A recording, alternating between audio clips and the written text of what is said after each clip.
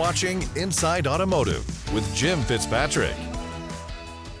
In June, Florida Governor Ron Desantis signed a bill to protect franchise dealers in the state, and that went into effect on July 1st. So in today's edition of Inside Automotive, we're pleased to welcome back Ted Smith, president of the Florida Automobile Dealers Association, to tell us more about the bill and the association's response, GM's challenges to their dealers, and the lawsuit filed against Ford recently. So welcome to the show, Ted. Lots to talk about, clearly. I hope you're doing well.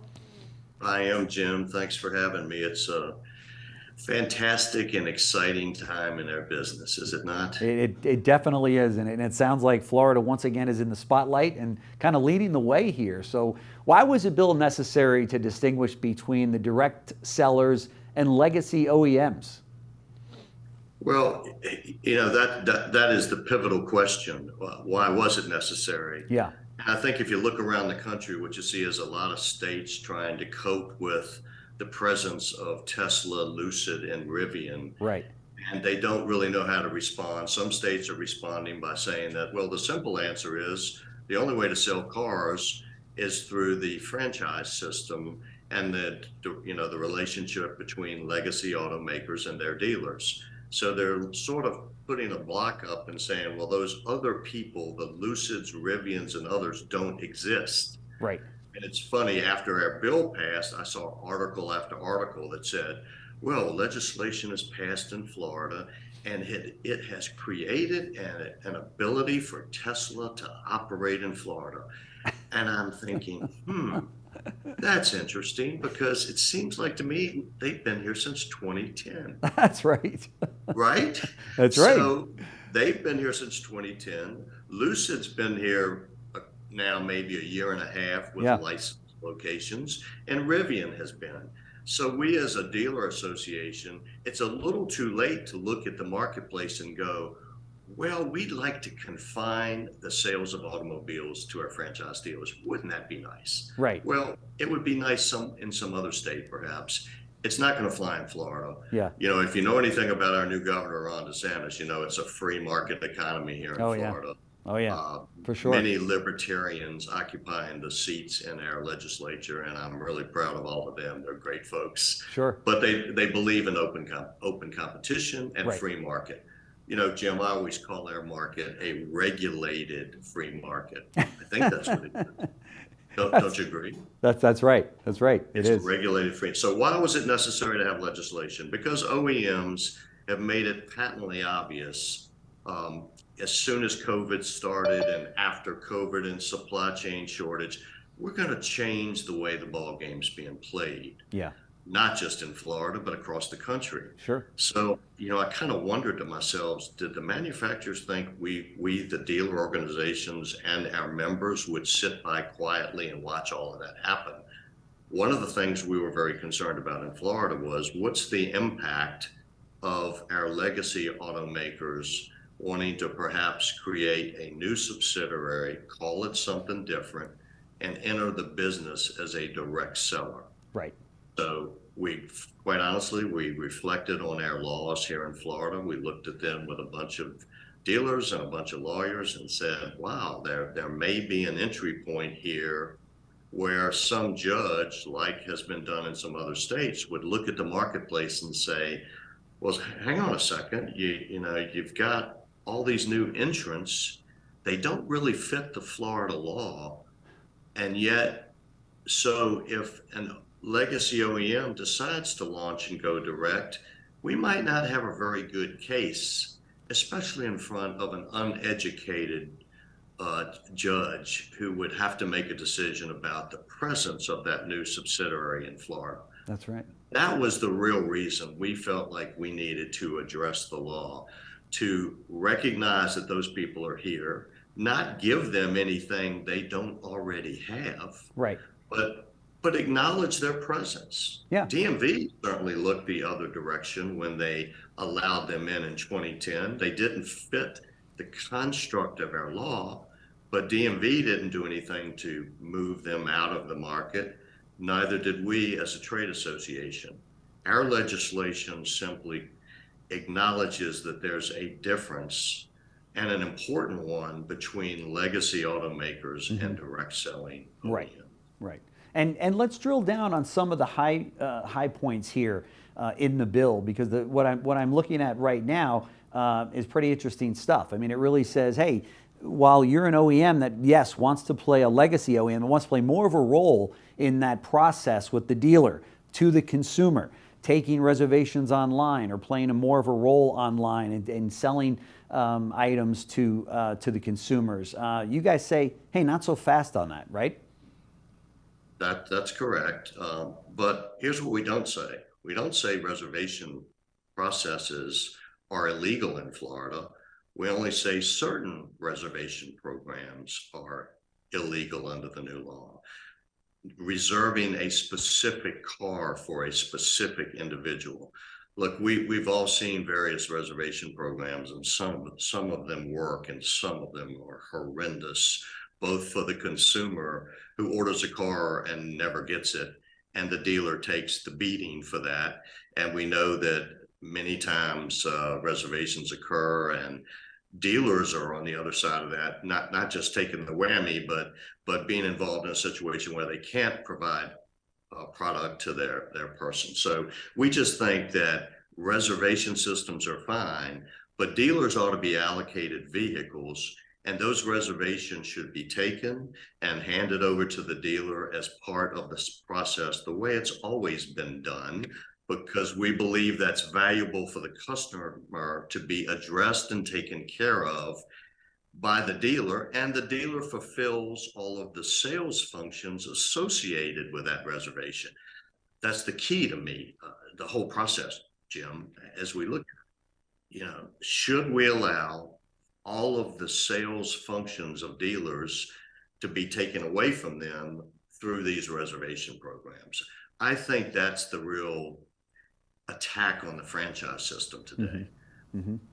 Yeah, and it's kind of a slippery slope. I mean, today it's the reservation system. Tomorrow it's the overall showroom, right? Or even the pricing structure that a dealer might end up having to abide by, which I think you've got on here as well. That's just the law says, hey, if you're a franchise dealer, you can sell the car for what you want to sell the car for, right? Well, and why is that? Why has that been recognized in 50 states that have franchise laws? Yep. You read any one of those cases that goes through court and you see that there's an economic disparity between the factory and the dealer, but it's not even that's important. The important piece of the puzzle, I think, for the consumer is competition. Mm-hmm. And the best competition occurs where the products are purchased from the factory and the retailer, my dealer, gets to decide what percentage off of that MSRP should we explore.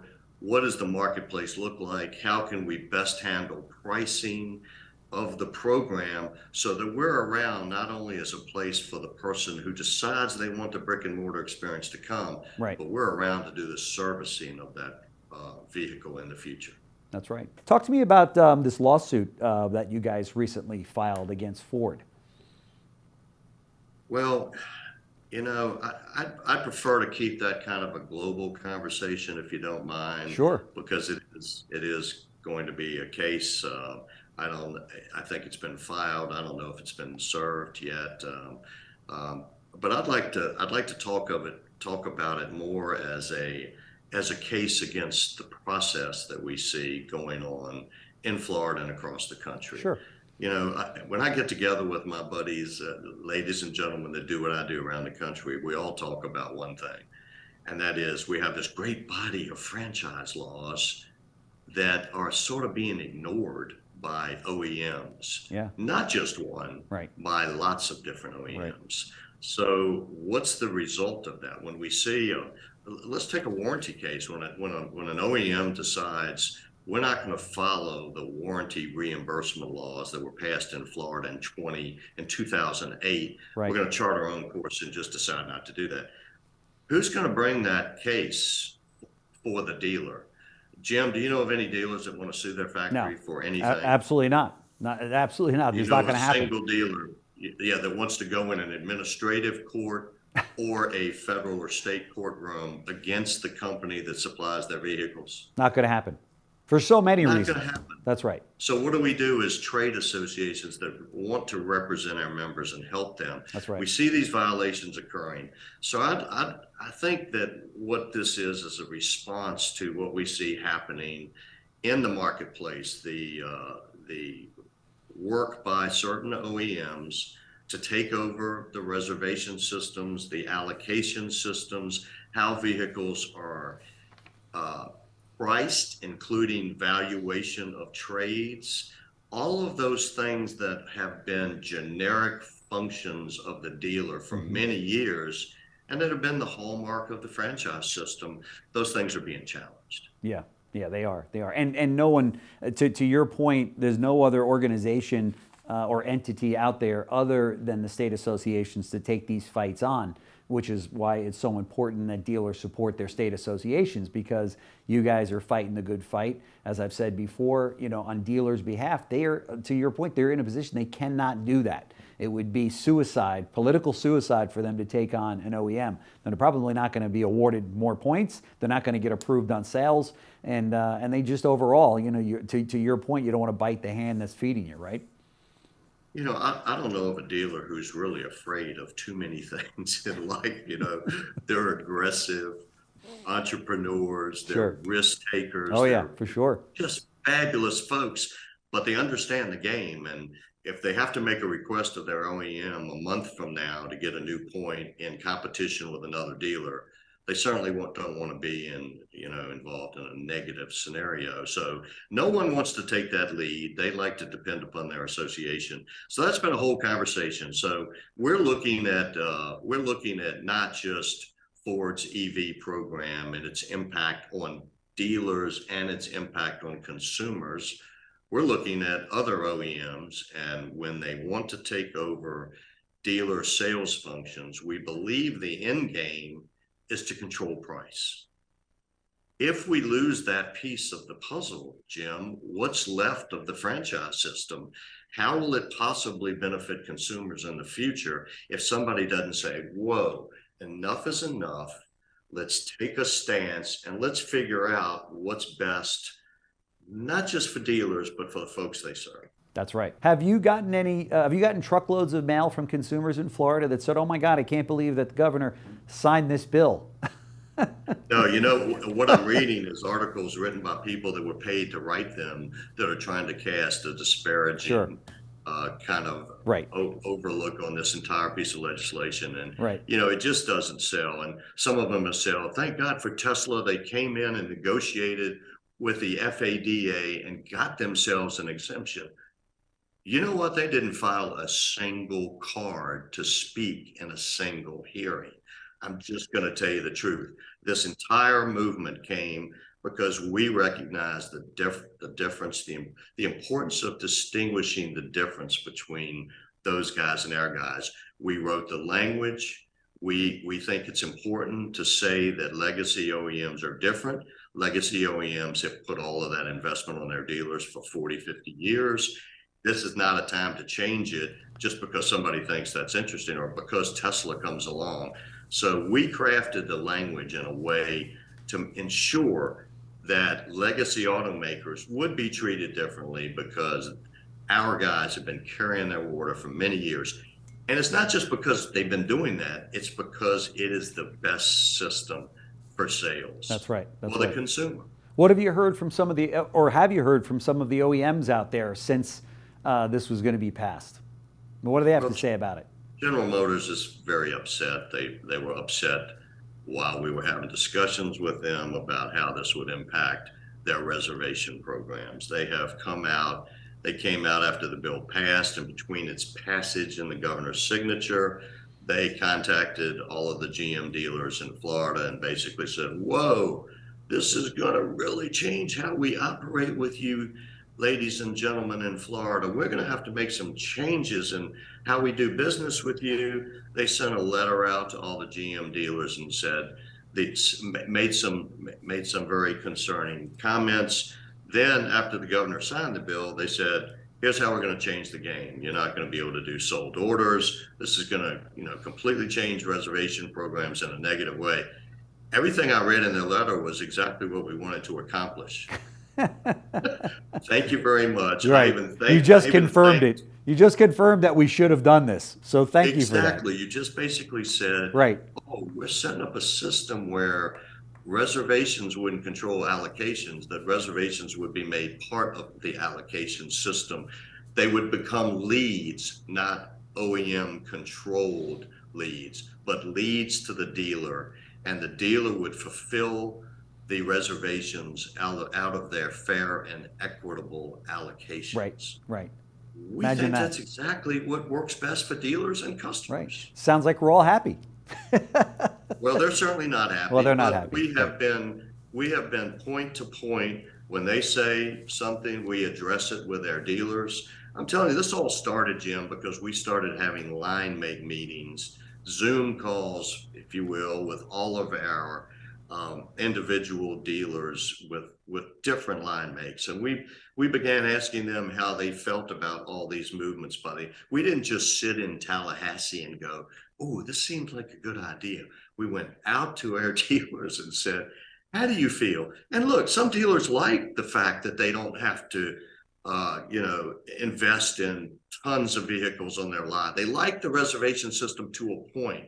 They certainly don't want to give up what makes them the best point of sale for their customers. And that's control over pricing, valuation, allocation, and delivery. Those are the hallmarks of the franchise system. Yeah. I know the rest of the country and your colleagues running associations, everyone's, you're under a little bit of a microscope to see how this goes, to see the fact that the governor did sign this bill. You're kind of their hero out there, because this needs to take place really in every state across the country that doesn't have something like this already in place, right? I mean, this has been something we've reported on and talked about a lot here at CBT News, and that is the protection of the current franchise system as we know it. So that, you talk about a legacy, OEM. What about a legacy dealer that wants to leave that dealership to their family? And it could be drastically different if these laws are not upheld and protected. And to your point, I agree with you. Many states have kind of gone by the wayside on some of these issues inside the laws, such as the warranty situation that we've heard so much about. So it's crazy. Well, we had another part of our legislation. We wanted to have standing for the pure standing for FADA to bring a case, administrative case. There's two ways you can go against an OEM when they do one of these practices that we think allegedly violates Florida law. Yeah. You can take it through an administrative process, and there are about 5 states that have administrative challenges to the Ford EV program going on right now. Mm-hmm. There are there's one other state that's doing something legal, will be another state that will go the legal route. Mm-hmm. But we wanted to go the administrative route, and that part of our legislation did not pass. We were able to pass an inquiry that allows us at FADA to go to DMV and say, this looks like a potential violation of law. Would you please do an investigation? That piece of legislation requires them to investigate. And then if they determine that there's a violation, they would speak, specifically to that OEM, walk through the dealer process and the OEM process and make a determination. Yeah. But so we don't have administrative standing, we have an inquiry. Mm-hmm. We believe that's an important first step. I would have liked to have been able to go in and have DMV do a declaration once we presented them with an OEM potential dispute and declare that to be either a violation or not a violation. We were not able to get that. Yeah. But we like the inquiry. And the most important thing is this is dealers involved, Jim. So it's very much centered around dealers' concerns about where the industry is headed. Yeah. Ted Smith, president of the Florida Automobile Dealers Association, fighting the good fight for Florida franchise dealers. Thank you so much for spending some time with us here at CBT News. Very hot topic, one that we're always talking about and one that dealers want to hear more about, whether they be in Florida or around the country, to see how you guys won this. So thanks so much. Thank you very much for having me. All right. Have a great day. Thanks for watching Inside Automotive with Jim Fitzpatrick.